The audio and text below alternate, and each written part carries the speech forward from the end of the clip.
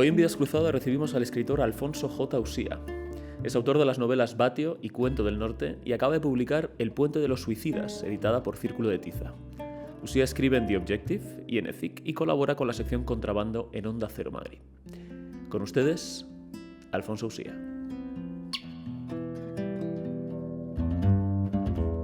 Alfonso J. Usía, bienvenido. Gracias, David. Estoy aquí encantado. Encantado de tenerte con nosotros.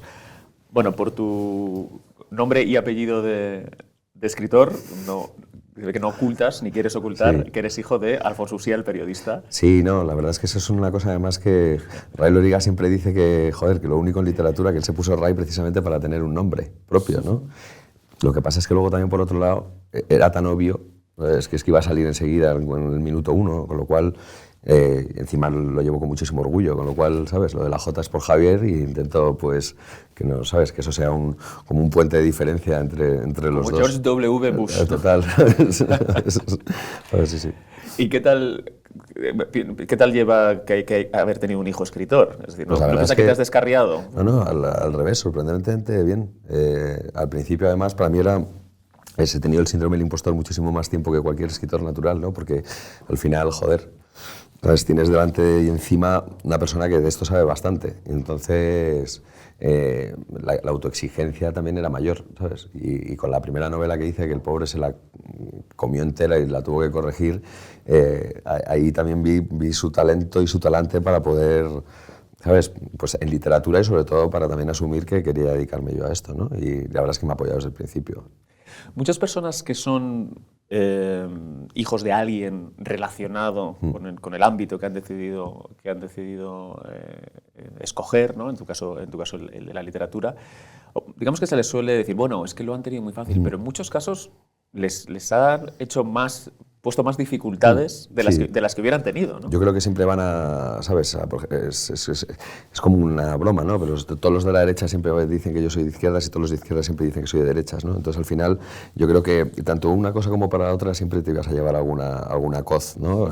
Tanto si para lo has tenido fácil como si lo has tenido difícil. Yo creo que es la circunstancia, y sobre todo hay una cosa que está relacionada con los oficios, que toda la vida...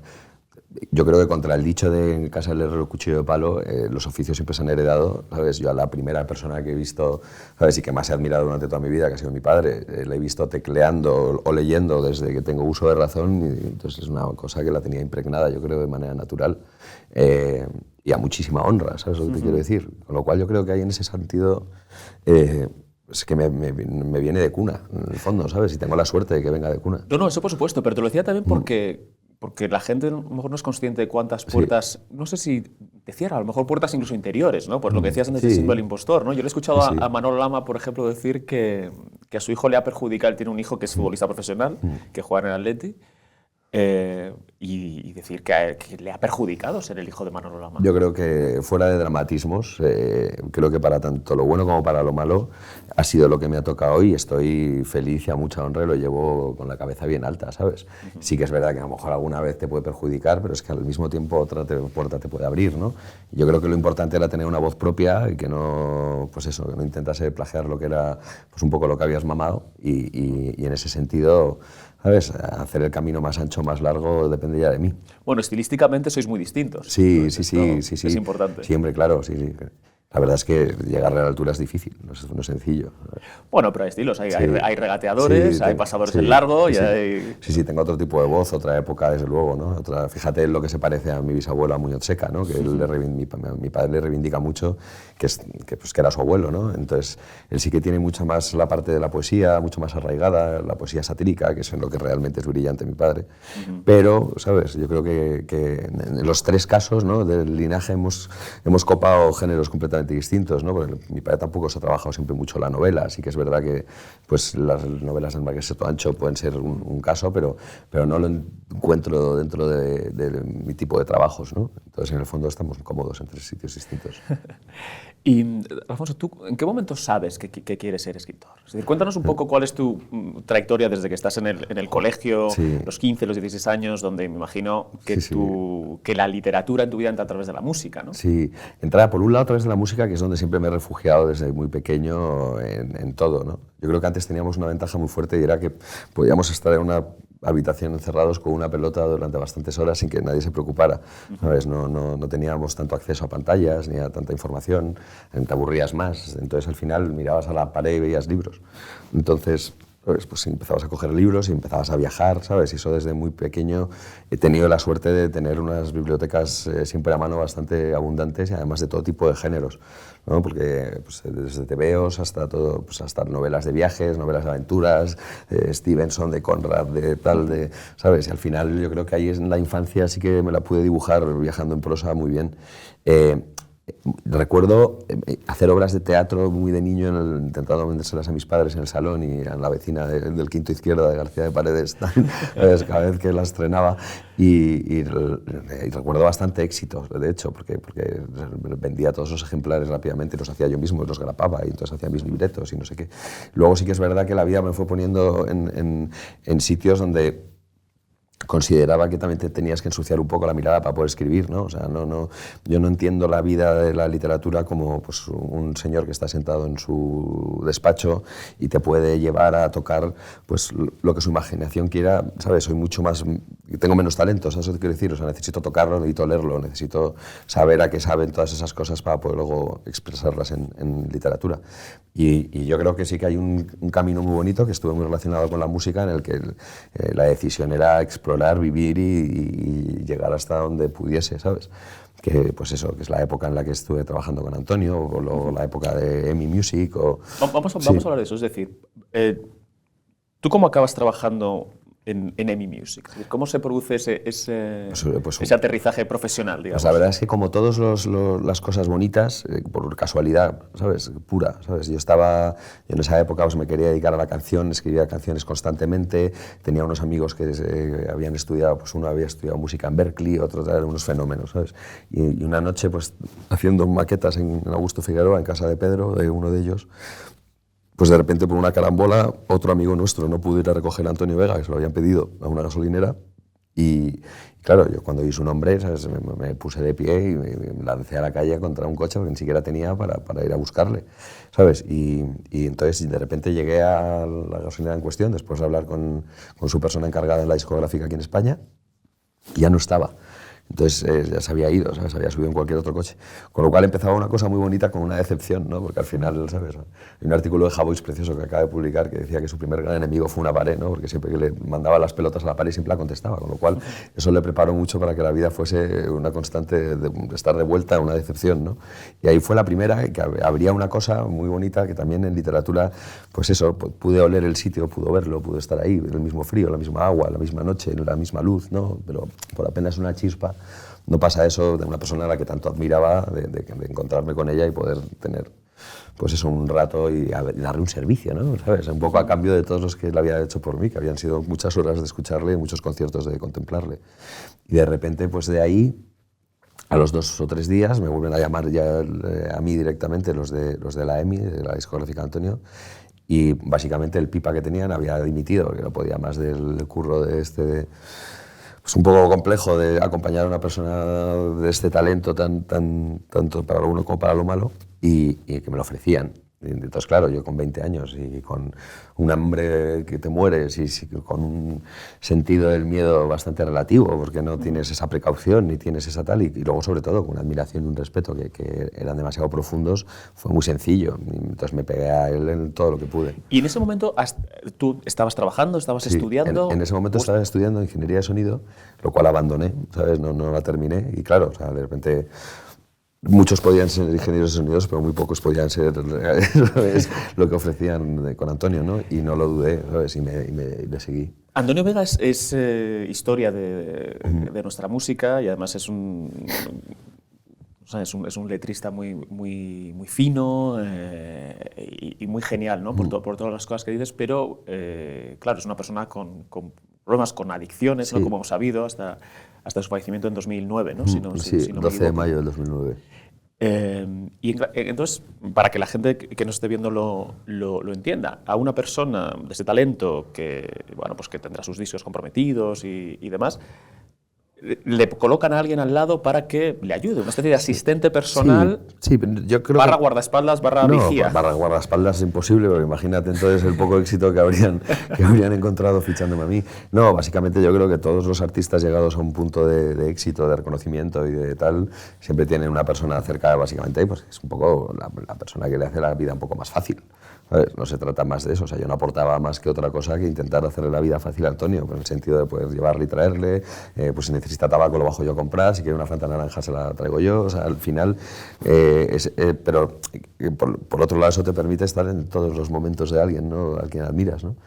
Y no tenía otra cosa más que, yo creo que una educación similar a la suya, y una idoneidad un poco de caracteres, ¿sabes? Y en el fondo, y que no le robaba ni la papela ni el dinero, ¿sabes lo que te quiero decir? Entonces, al final, o sea, más que tener algo muy a favor mío, era que, pues, que era una persona relativamente sencilla y que le hacía la vida fácil, nada más, ¿sabes? Al final, Antonio había tenido gente a su lado más complicada, ¿sabes? Que llevaba su tipo de vida o que quizás pues tenían las mismas carencias, los mismos tropezones, ¿no? Y al final pues todo eso era un bucle un poco feo, ¿sabes? Y él estaba grabando un disco que tenía que terminar y el trabajo salió así, oye, ¿sabes? Que esto tampoco se nos puede perder porque era un poco distraído. ¿Esa es la época de 3000 noches con Marga? Eso, antes del 3000, el disco, las colaboraciones. Ajá. Sí, en 3000 noches con Marga fue el último disco suyo de estudio y ahí ya fue cuando al final de ese disco ya no estuve trabajando con él y él me metió en la EMI de AR, ¿sabes?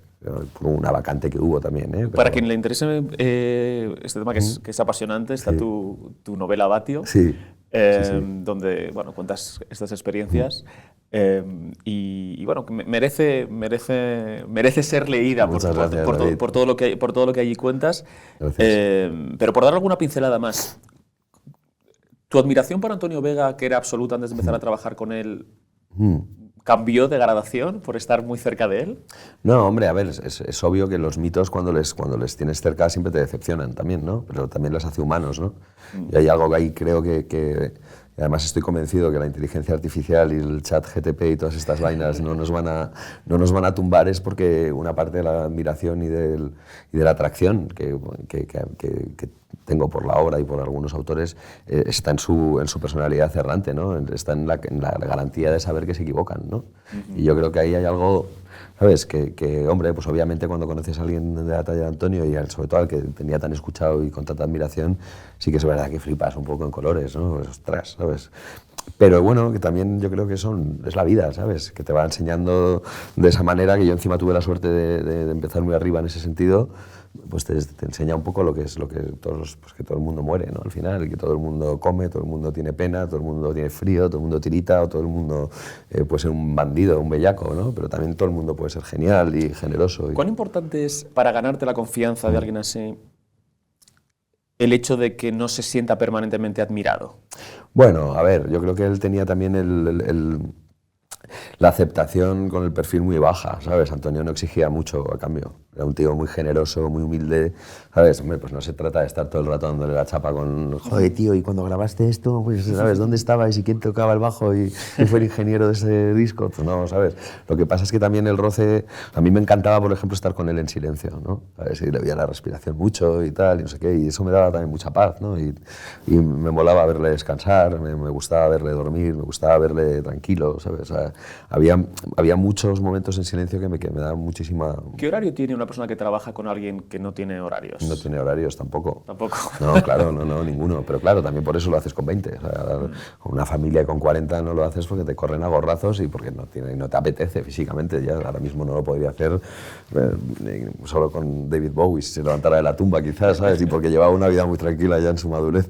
Pero en ningún caso creo que podría aguantarlo ahora, una vida como esa. ¿Qué era lo más difícil? Pues para mí la parte un poco más oscura, que es obvia, ¿no? ¿Sabes? La de tener que viajar a estos sitios un poco de mercados chungos y luego encima con un poco de falta, ¿no? Con un poco de... Antonio no era un tío que estuviese completamente forrado, ¿sabes? Y que estuviese cayendo todo el día royalties y dinero, ¿no? Entonces había algunos días que había pues falta, ¿no? Y eran días pues donde la pena se alargaba y era más complicado todo, ¿no?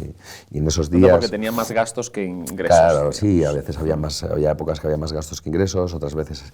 Luego había también unas épocas de serenidad absoluta en cuanto a que no había ni gira, ni disco, ni nada, y había horas en un local de ensayo en el que simplemente se dedicaba a componer y era muy lento y muy tal a su ritmo, entonces, pues eso, había unos momentos maravillosos delante de gente que le admiraba y que tú flipabas, y otros en los que el tiempo no pasaba nunca y que encima estaban acompañados pues, de visitas un poco inesperadas, más complejas, ¿no? Y entonces, yo creo que un poco esa doble vida es también la que te hace al final un día pues, buscar anhelar un poco la tranquilidad y buscar un poco una vida normal, ¿no? O sea, ¿Tenías que mantener a gente peligrosa para él lejos de él también? Eso bueno, parte de tu trabajo. no, ¿sabes? No. O sea, sí que es verdad que, hombre, había 2 o 3 chapas que siempre le seguían a todos lados y que querían, pues eso, ¿sabes?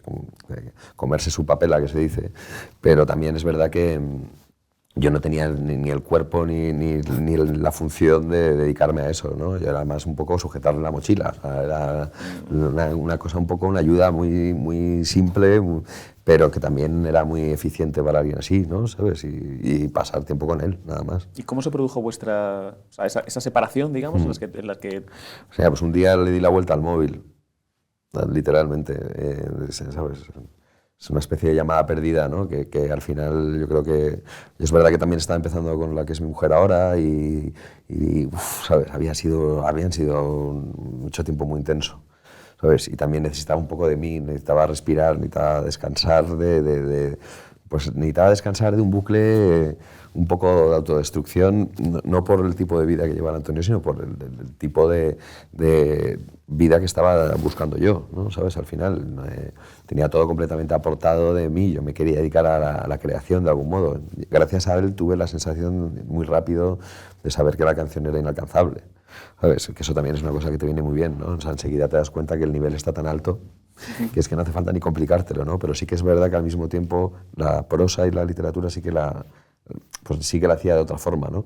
Y necesitaba un poco intentar también demostrarme a mí que podía hacer lo que me gustaba, ¿no? Dentro de la música hablas todo el rato desde el punto de vista del letrista, pero ¿a ti te interesaba tocar instrumentos? Sí. Mal tocaba muchos instrumentos de cuerda, el teclado, ¿sabes? Y luego fui uno de los pioneros en tener el sistema de Logic instalado en casa con un ordenador y, ¿sabes? Con un teclado de 2 octavas te hacía hasta unos clarinetes, ¿sabes? Tocando.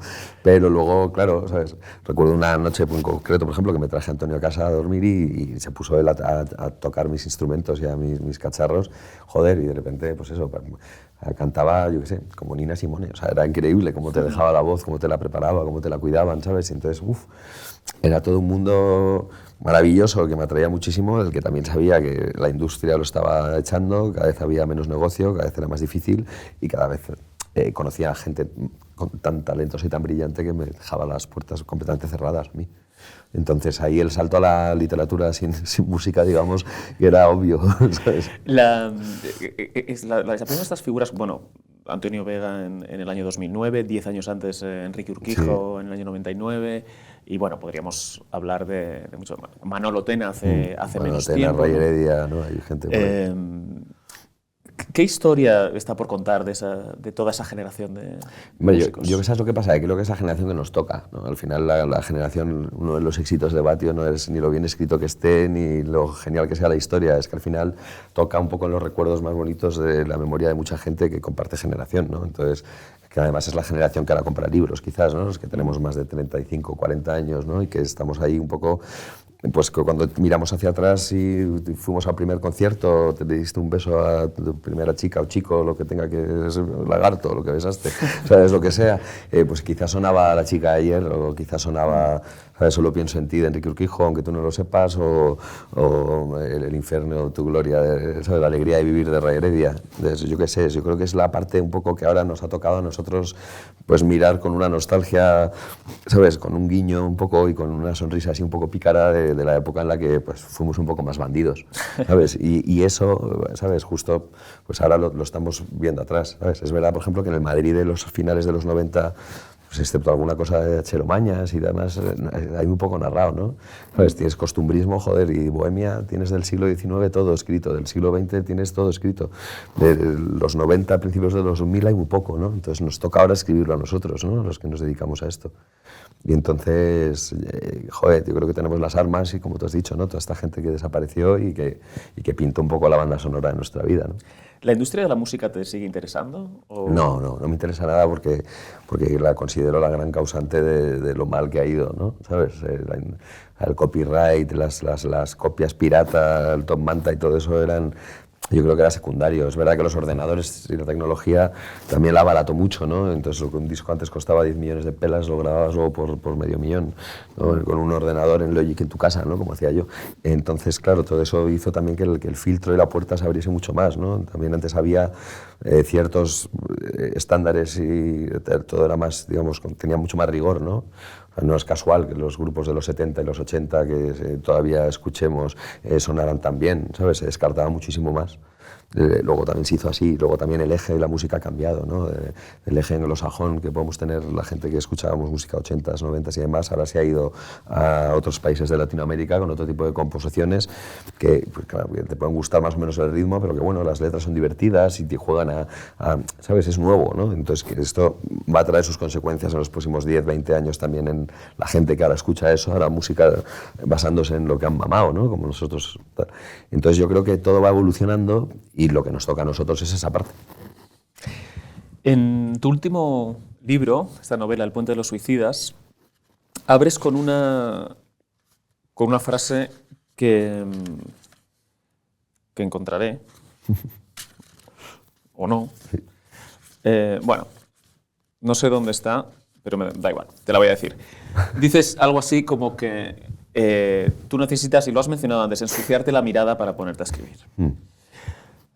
A mí me gusta ese ángulo que tienes y además creo que hay un hilo conductor desde el comienzo de nuestra conversación, donde hablabas de tu padre como una persona que domina pues, la poesía satírica, tu bisabuelo, ¿no? Muñoz Seca, La venganza de Don Mendo y ese tipo de, ¿cómo decir?, de literatura, un poco de salón aristocrático, ¿no? que podríamos decir. Y sin embargo, tú utilizas un vocabulario desde las papelinas a bueno, Antonio Vega, El puente de los suicidas, que te interesa la suciedad, ¿no? Es decir, que tu mirada literaria se ha alejado mucho de lo que veías, en casa por lo menos, y se ha orientado hacia allá. Entonces quería que me empezaras a hablar un poco de eso. Porque era la parte que más me faltaba quizá, ¿no? O sea, lo otro ya lo había visto, ¿no? Y lo que sí que me apetecía era un poco, o sea, yo me fui de casa con 18 años con 3 amigos a vivir ahí a un piso en Huertas, ¿sabes? Y no, que un mes lo podíamos pagar, otro mes no, o sea, eso no era todo un desastre, ¿no? Pero al final, desde el principio, supe que tenía que, ¿sabes?, completar un poco la otra parte, ¿no? La parte un poco más, no te voy a decir canalla, pero sí un poco la parte, pues, que menos protección, un poco más de, pues eso, de tener un poco, abrir un poco el melón y esto es como cuando vas a una ciudad nueva, ¿no? Que la primera semana, pues, o la primera del día te andas el radio de la manzana de donde estés alojado, al día siguiente 3 o 4 más, al día siguiente tal, y luego hay un día ya que te has hecho la ciudad entera, ¿no? Y yo creo que, pues, era fundamental, además que era bastante divertido, ¿sabes? No vamos a negarlo, pues buscar... Sí, porque el que está en los bajos fondos no quiere luego ver qué pasa en los conventos y pasarse, ¿no? Con los pero yo creo que monjes benedictinos. No, pero joder, hay cosas geniales también en todos, en los bajos, en los medios y en los altos, ¿no? Sin duda. Y yo lo que quería sin duda era poder conocerlos todos y conocerlos bien, ¿sabes? Por un lado, como decimos esta frase épica de ensuciarte la mirada, pero también por otro lado porque era infinitamente más divertido que el otro, ¿sabes? Y entonces yo creo que ahí echamos a la calle. Y tiene importancia, es decir, ¿a ti te interesa también como género literario? Bueno, has hablado de Ray Loriga, este realismo sucio, ¿a ti te gusta practicar? Sí, hombre, creo que no tengo... O sea, yo creo que Ray Loriga precisamente pertenece quizás a esa generación que leía Bukowski de pequeños y que todas sus primeras novelas impresionan mucho en un lenguaje corto y muy conciso y que duele y que acuchilla, ¿no? Como esa frase suya que era de que la vida es como, ¿sabes?, como el filo de una lata de atún cuando la abres, ¿no? Y tal. Pues, o sea, que te está doliendo, que te has sangrado, ¿no? Que todos nos hemos sangrado. Yo creo que en ese sentido mi estilo no va hacia allá, ¿no? Que sí que va a lo mejor a mirar en los mismos sitios, pero sí que intento cuidar un poco más el lenguaje y hacer unas frases quizás que suenen un poco mejor, ¿no? Intento, o sea, no soy tan punky, digamos, ¿no? No por Ray, sino hablo más por los estándares del realismo sucio americano, ¿no? Y anglosajón y tal. Y que me encanta también, que todos los hemos leído, pero yo creo que es como unos libros de iniciación, ¿no? Todos los hemos leído con 18 cuando queríamos, ¿sabes? Pues eso. Y ahora pintaré este cuadro con mi propia sangre, ¿sabes? Y es más, o sea, el realismo no está tanto, y la expresión de suciedad no está tanto en el vocabulario que utiliza, sino en lo punky, lo duro y lo crudo que son las tramas, los personajes, las vidas, ¿no?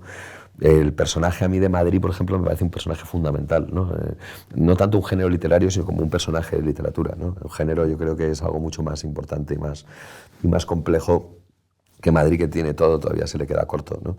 El Madrid yo lo trato pues al final como un escenario, como un teatro, como un personaje que también muta y que también está vivo, ¿no? Y que un poco tenemos todos la suerte de coincidir aquí, ¿no? Y yo tengo la suerte de ser muy gato y desde muy pequeño he mirado Madrid muchísimo, ¿sabes? De pequeño en el colegio, pues las primeras pellas, ¿sabes? Que además tú y yo compartimos lugar de inicio en este sentido.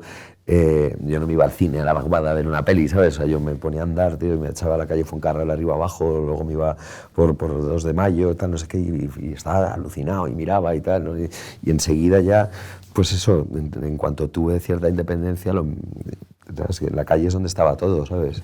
Este libro se llama El puente de los suicidas y hablas del viaducto, digamos que el viaducto es vamos a decirlo así, la piedra angular, ¿no? del relato. Y quería preguntarte por, bueno, es el sitio emblemático, para el que no lo sepa, de los suicidas en Madrid. Madrid, ¿no? sí, así es. Y el suicidio es un tema del que afortunadamente se está hablando bastante, cada vez ya menos como un tabú. Y quería preguntarte si es un tema que a ti te ha interesado siempre. Yo creo que hay algo ahí que tiene muchísima prosa y muchísima poesía. O sea, Albert Camus decía que el suicidio era el gran problema filosófico del hombre, ¿no? Actual. Yo creo que es mucho antes del hombre actual y el hombre anterior, ¿no? Yo creo que al final el arraigo que tienes a vivir y la supervivencia, ¿no? Es un tema animal casi, ¿no? O sea, yo si te cojo así, te apoyo contra una barandilla, o sea, tu instinto puro es hacer así, ¿no? Luego se ha demostrado, por ejemplo, que mucha gente a la que se suicida, esa materia gris que trabaja en el cerebro respecto a la supervivencia no funciona tan bien. Pero yo creo que, ¿sabes? Es una lacra que, fíjate, del año 99, que es donde está ambientada la novela ahora, ¿sabes? Ha aumentado en 1/4 al año. En el 99 se suicidaban 3.000 personas, este año se suicidan 4.000.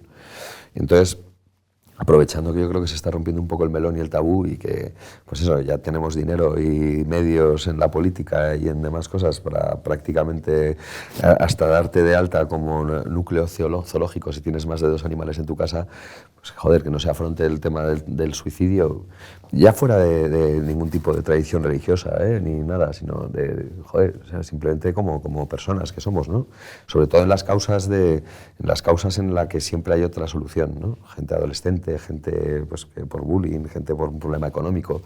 Yo entiendo también, dentro de la libertad de uno, elegir el suicidio de una manera digna, ¿eh? O sea, a mí, yo qué sé, tienes 75 años, o 80, o 60, o 50, o los que sean, y de repente pues, te azota una enfermedad terminal y de verdad estás incurable y no quieres esperar el tiempo que te queda que la muerte venga con la guadaña a verte y a cortarte la cabeza de un modo bastante hostil. Creo en el hombre y en la mujer con una dignidad suficiente como para decidir cuándo tienen que decidir irse de este mundo, ¿no? Pero sí que me da mucha pena que tanta gente y tantas personas de las que se suicidan no estén dentro de esos parámetros, sino estén en un problema de angustia vital, cuando el único problema que no tiene solución es la muerte, ¿no? Entonces ahí sí que creo que había un trabajo en la novela divertido, en el sentido que estabas afrontando una cosa no para los que se suicidan, sino para los que se tienen que quedar. Y ahí sí que estaba el reto y estaba un poco pues lo que, digamos, el atractivo principal que tenía para meterme en el barullo este. El libro se abre y hay una ilustración preciosa de un bar que se llama Esperanza. Sí, claro, es que el bar Esperanza el bar existió, ¿sabes? Y además en el Madrid este que todo va mutando, hay una peculiaridad y es que generalmente el bar que en el año 98 era bar, en 1920 sería tasca y en 1860 sería posada, ¿no? O sea, siempre ha habido una tradición del local con mantener la actividad que hace, ¿no? Y el bar Esperanza casualmente era el punto más cercano al viaducto de Segovia, en la calle Bailén, esquina Mancebos. Y joder, ¿sabes? Imagínate la cantidad de cosas de gente que, como ha pasado en ese bar, pues que entraba y decidían que se iban a suicidar al rato, que no se atrevían, o que de repente entraba la policía a preguntar con una fotografía si había visto a esta persona. O sea, había casi una cotidianidad con el suicidio bastante salvaje, ¿no? Y entonces creo que tenía ahí la novela hecha, ¿no? Sobre todo para poder hablar de este tema tan dramático, ¿no? Que afecta a la sociedad de hoy en día y que afecta a las personas que siempre tienen otra solución, ¿no? Para esquivar pues, el golpe que les haya dado la vida, ¿no? Y entonces, claro, empecé a investigar en el bar, los porteros de la zona, los restaurantes, el edificio del otro lado de Bailén, el edificio de los curas, que se llama, de la conferencia episcopal, y pues, el del kiosco, el del estanco, y empiezas a conocer historias, a conocer la vida de ese Madrid, ¿sabes? Pues que pasaba un poco en paralelo al resto de Madrid, porque tenía muchísima crudeza, pero también muchísimo romanticismo, ¿no? Y como empiezas a conocer historias de gente pues, que estaba ahí intentando que esto se parara, ¿no? Como finalmente pasó, que colocaron unas mamparas a finales del 99 al Bar del Manzano, que ahora parece que es un puente que ves como el pasillo de una terminal de un aeropuerto, ¿no? Porque tienes esos espejos que por lo menos han evitado que mucha más gente se tire por ahí. Lo curioso del viaducto es que desde la primera semana que le colocaron, que terminaron la obra, que fue en 1874, rescaté una crónica de Pedro Errípede que contaba pues, el caso de una chica que se llamaba Florencia, que se quería casar con un carbonero y sus padres no le dejaban, por esto de ser de distintas clases sociales, y la tía se tiró por el viaducto y no se mató porque la moda de la época pues, le hizo tener un efecto paracaídas en el traje y se rompió los tobillos al caer y le dejaron que se casara después. Entonces, o sea, desde el primer momento en el que se colocó la pieza ahí, fue un problema para el ayuntamiento. Es verdad que Madrid no tiene sitios tan altos, ¿no? O sea, tenemos barrios de cuestas, está Lavapiés, luego está ahí un poco la zona norte, ¿no? Un poco la Castellana que divide ese antiguo río que divide Madrid en dos partes elevadas, que luego fue Manzanares, ¿no? Pero no había una altura suficiente en el siglo XIX ni XX, ¿sabes? Un Madrid de casas bajas para que te tiraras y llegaras con éxito a ejecutar tu intento de matarte.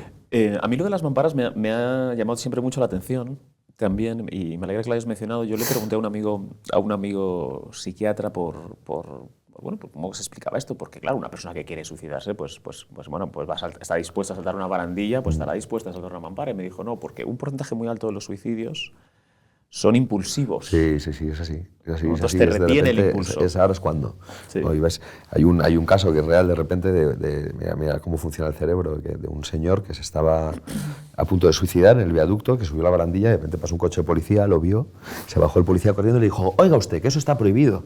Y el hombre, ¿sabes?, se bajó corriendo aterrado, ¿sabes?, porque claro, el cerebro le había hecho un cortocircuito y estaba cometiendo algo ilegal, ¿no?, de repente. Entonces, claro, ¿sabes?, pararon el suicidio, luego ya se echaron encima suyo, ¿no? Pero sí que es verdad que esa es la parte un poco, yo creo que debería destinarse un montón de dinero en investigación y en, ¿sabes?, o sea, cuál es la parte química, ¿sabes?, porque todo debe tener una explicación química al final, cuál es la parte química esa que no están terminando de conectar bien, ¿sabes?, para que, ¿sabes?, tengas ese impulso de saltar y quitarte en medio, ¿no? Cuando de repente, probablemente cuando estés cayendo te estés arrepintiendo, ¿no? ¿Sabes? Me interesa volver un momento a lo que comentabas antes, porque esto es una obra de ficción, pero por lo que dices ha habido un trabajo de campo, ¿no? No Sí. solamente un trabajo de archivo. Hablabas de una crónica del siglo XIX, pero también has hablado con las personas de la zona. Sí, he hablado con personas de la zona y luego he buscado mucho en hemerotecas casos reales. ¿Sabes? Porque, claro, al final tenías que... O sea, la realidad siempre supera la ficción. O sea, eso es una cosa que todavía... ¿Sabes? Cada vez que... Ahora, por ejemplo, con lo que ha pasado del accidente del otro día al restaurante, ¿sabes? El otro día me venía a la cabeza la película esta del Menú, en la que unos comensales, ¿sabes?, se pagan para que el camarero se los cepille y se los acaben comiendo entre ellos, ¿no? Entonces, claro, o sea, realmente siempre todo es mucho más duro y siempre... O sea, lo tienes escrito realmente si lo buscas bien, ¿sabes? Luego lo tienes que aportarle tu estilo y tu estructura y tu manera de contarlo, ¿no? Pero al final, joder, desgraciadamente una historia tan punky ha pasado tanto que simplemente tenías que tirar un poco de los hilos necesarios para que te contaran historias reales, ¿no? ¿Sabes? Y ha habido otras que son tan desagradables que por supuesto no las metes en el libro, ¿sabes? Porque en el fondo además tú no puedes escribir un libro para obligarle a la gente a leer sobre la muerte, ¿no? Entonces en el libro en muchísimos de los casos no se acaban matando, ¿no? Que es un poco lo que tienes que, al final, como decía Leonard Cohen, ¿no? Que en la oscuridad la luz entra por las grietas, ¿no? Y al final aquí yo creo que la luz entra por el bar Esperanza, por la puerta del bar, ¿no? Y es básico que veas que siempre hay otra opción, ¿sabes? ¿Y qué medidas, además de las mamparas, se han intentado tomar a nivel municipal? Joder, pues un teléfono antisuicidios este año, ¿sabes? Que es acojonante. En el 2023 han abierto el primer teléfono antisuicidios por si quieres suicidarte puedas llamar, ¿sabes? Aunque si tienes el impulso de llamar es muy difícil, o sea, sobre todo porque tienes que saberte el teléfono. O sea, es una cosa que no creo que funcione muy bien del todo, ¿no? Pero si lo quieres encontrar lo tienes que buscar. Entonces ya si lo tienes que buscar y el impulso ya te ha cambiado, con lo cual ya no saltas, ¿no? Sí que es verdad que, por ejemplo, Íñigo Rejón está haciendo bastante por el tema, ¿sabes? Acaba de intentar aprobar o creo que ha aprobado que familiares de gente que tenga un riesgo muy alto de suicidio puedan tener una baja para estar dedicados a ellos, ¿no? En 15 días, una semana, el tiempo más crítico. A ver, yo también soy consciente que si te quieres suicidar no lo cuentas. Entonces, no sé qué sentido tiene verle el riesgo, o sea, yo creo que le ves las orejas después al lobo, ¿no? Entonces, ¿sabes? No sé por dónde tienen que ir los tiros, ¿sabes? Para eso hay gente, yo escribo libros, para eso tiene que haber gente que toma medidas y que sabe de pues, psiquiatras y me imagino que técnicos en sanidad tendrán que evaluar qué medidas se tienen que tomar, pero desde luego las que hay son ridículas. O sea, hay un teléfono, luego hay un tema de prevención a nivel social, pero vamos, al final preguntar a los bomberos, que son los primeros que llegan, ¿sabes?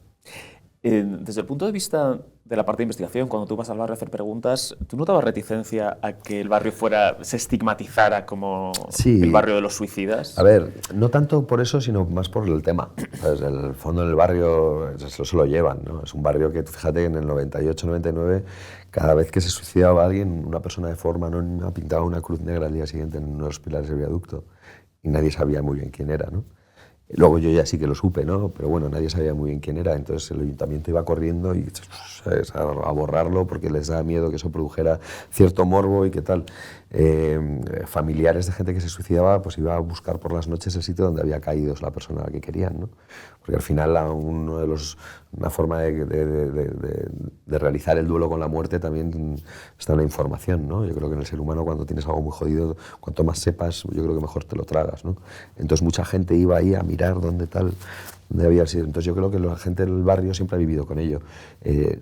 Con el tema sí que había más reticencia, pero un poco la gente un poco más mayor y la gente que tiene más memoria y la gente que ya está más pasada de vuelta, luego no callaba, ¿no? Luego, ¿sabes? Encontraba gente que estaba con un par de porteros, estaba con uno del sitio que caían la gente, ¿sabes? Que el Ayuntamiento de Madrid le daba mantas para taparlos porque había algunas señoras que protestaban por ¿qué hace ese muerto ahí que le estoy viendo? O sea que también ahí jugamos otra vez con la picaresca, con la gente pues que ya lo aceptaba como una cotidianidad en su día a día, la gente que lo horrorizaba, o sea, había de todo, ¿no? Pero he tenido bastante ayuda. ¿Sigue siendo el lugar predilecto de suicidio o eso ya vive más? No, como bien has dicho antes, con el tema de los impulsos, la mampara ha conseguido reducirlos. O sea, el libro, por ejemplo, que habla del año que no había mamparas, había entre 6 y 8 saltos mensuales de media. Ahora se suicidan en España 11 personas al día. Entonces, claro, yo creo que ahora sí que hay edificios más altos y hay otros tipos de métodos. Estamos viendo el tema más habitual de que luego alguna prensa todavía trata de esconder, como pues es una señora se cae de un séptimo piso en Orense, ¿sabes? No se cae de un séptimo piso, o sea, una señora ha saltado, o sea, se ha intentado suicidar de un séptimo piso, entonces sí que es verdad que se están haciendo muchas medidas de esas. Espero que no acabemos como en los hoteles, ¿no? Que para que la gente no se suicide pues ya no puedes abrir las ventanas en los hoteles nuevos, ¿no? Y tienen todo ese tipo de medidas para, como dicen, en los hoteles no hay muertos, entonces, ¿sabes? Ya hacen este tipo de, como los hospitales, que ya no puedes abrir las ventanas, ¿no? Espero que no tengamos que llegar a eso, pero sí que desde luego que tiene que haber medidas que yo desconozco, pero que tiene que haber dinero que quemar para investigarlo. Tú que has trabajado tan cerca de una persona como Antonio Vega, que es, bueno, pues cumple un poco ¿cómo decir? Este estereotipo del genio que por sus hábitos está siempre coqueteando con la muerte, ¿no? Hemos mencionado antes a Enrique Urquijo y tantos otros de esa generación. ¿Crees que hemos tendido a darle un halo demasiado romántico al suicidio? Quizás, o sea, a ver, siempre ha estado, el suicidio ha estado siempre presente en el ser humano, ¿no? Joder. Sí, pero digamos que todavía nos pesa esta cosa romántica fíjate, los escritores, de Larra, que es el único que cumple. ¿No? Larra o Stefan Zweig, por ejemplo, que está ahora tan de moda, también se suicidó. Hemingway, ¿sabes? Que a mí me enloquece, también se pegó un tiro con una escopeta, ¿sabes? O sea, los tenemos de todos los colores, ¿no? Lo que pasa es que yo creo que sí que hemos un poco metido un halo romántico al tema del malditismo y al final lo que era gente muy curiosa. O sea, que les tocó también unas circunstancias y una época vivir en la que pues, era más fácil tropezar y que caerte por el abismo fuese más sencillo que ahora. O sea, ahora había menos información respecto a algún tipo de droga. Llegó un momento también político y social en el que había que quemar las horas como fueses, ¿no? O sea, al final venía todo el mundo del franquismo y de repente hubo una apertura. O sea, la movida madrileña, que está completamente sobrevalorada, yo creo que era todo una cantidad de ingredientes que hicieron... ¿Sobrevalorada en lo musical, dices? Sí, como movimiento contracultural. En el halo romántico puro. O sea, al final, gente que he hablado mucho con gente que ha conocido la movida decían que era una guarrada también. En un garito que olía pis, que no sé qué, que luego había, es verdad, que una panda de locos que iban así con el pelo pintado y punky, no sé qué, pero luego había pues, gente como Nacha Pop que no estaba precisamente en Malasaña quemando los bares, sino que tenían otro tipo de vida más intimista, o pues eso, había un tema cultural que explotó pues, por las pelis, las Almodóvar podía hacer esas pelis después de montar McNamara, luego estaban pues, las fotos de CSP y al García Lix, ¿sabes? Pues enseñando ya todas estas rarezas, ¿no? Y entonces yo creo que todo eso se convirtió en un halo pues, muy romántico, muy bonito y que se le da mucha épica desde el tiempo posterior, ¿no? Yo simplemente creo que fue gente muy curiosa y que pues, una de las cosas que pues, te podías meter en el caballo, te podías, ¿sabes? Y entonces el que quería experimentar más, pues tropezaba y punto, ¿sabes? Sí que es verdad que el tema del suicidio en la literatura pues, ha estado presente en todo el rato, ¿no? Porque está presente en el ser humano. Entonces yo creo que, ¿sabes? Eso es un tema que va a ir siempre en paralelo hasta que a nivel médico y a nivel tecnológico prácticamente, como se están resolviendo las cosas, conozcamos un poco más el cerebro de las personas, ¿sabes? Hasta entonces, ¿sabes? Lo vamos a pintar de desconocimiento y ahí conlleva el romanticismo. Bueno, quien se acerque a esta novela, evidentemente no va a encontrar un tratado médico, sino una serie de relatos con su unión en torno a este puente de los suicidas. ¿Qué le dirías que va a encontrar al lector que se acerque a tu libro? Pues creo que se va a encontrar un Madrid que existió, un Madrid que ya es más difícil de ver también, ¿no? En el que pues un bar un poco que reunía a todo tipo de clases sociales y de hábitos y de trabajos y demás del Madrid, pues que ahora nos cuesta más ver, los podemos ver todavía en algunos barrios, ¿no? Pero estos son bares que están desapareciendo, pues reunían un retrato de una ciudad, ¿sabes? Yo creo que pues eso, un retrato costumbrista del Madrid del año 98, en el que encima pues el tema que abordamos es un tema que nos preocupa en la actualidad de una manera muy latente y que no hay ningún rollo moralista ni ningún rollo, ni es un libro de autoayuda, ¿sabes? Por mucho que sean los que más vendan, pero sí que es un libro que yo creo que te va a permitir conocer un poco más el Madrid que somos todos nosotros, ¿sabes? Al final. ¿Es un libro nostálgico? Sí, yo creo que toda literatura hay cierta melancolía y este libro lo tiene, ¿no? Alfonso Usía, muchísimas gracias. Muchísimas gracias a ti, David. Ha sido un placer. Ha sido muy feliz a tu lado y estoy muy agradecido.